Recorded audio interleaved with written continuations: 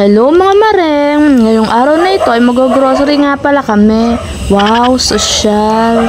Kaya naman may bata na namang tuwang-tuwa at nakagala na naman sa labas. Oh, artista yarn! Hindi nga pala namin kasama sina Ate Hesha at Ate Hela dahil nasa school sila. At dyan nga sa part na yan mga maring itinuro sa akin ni Hector yung mga design na puso-puso at sabi niya mag-picture-picture daw kami ni Kuya Johan dyan. Kagaling talaga, hindi pa nakaredy yung camera ay nakapost na agad siya. Ganun talaga siguro mga maring pag piling artista ang anak mo.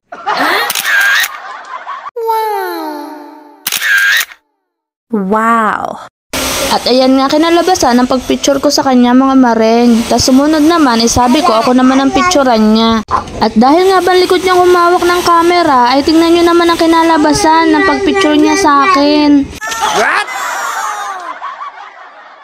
Kaya naman sabi ko sa kanya ay tigilan na namin at ang pangit ng kinakalabasan ng picture.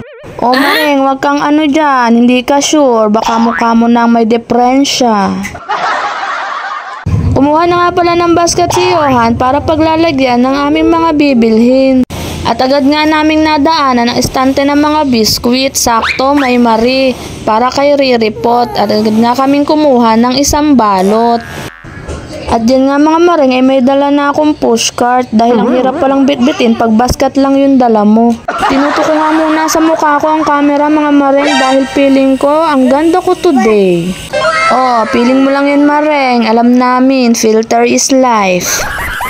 At dyan nga mga maring ay inilagay na ni Johan yung dala niyang basket sa ilalim ng dala kong pushcart. Siguro hindi rin nakatagal sa paglabit at gawa nga ng banligaling. Kunti lang naman ang bibilhin namin dito mga maring, yung sadyang mga kailangan lang talaga. Saka na tayo bibili ng sobra pag yung pinapasahod na tayo ni Meta. Uy, huwag ka magparinig. Sa ngayon, tsaga-tsaga lang muna. Balang araw, mapapansin din tayo ni Maring Meta. Sabi nga nila, sa mundo ng pagre-reels, sa una, pagtatawanan ka lang nila.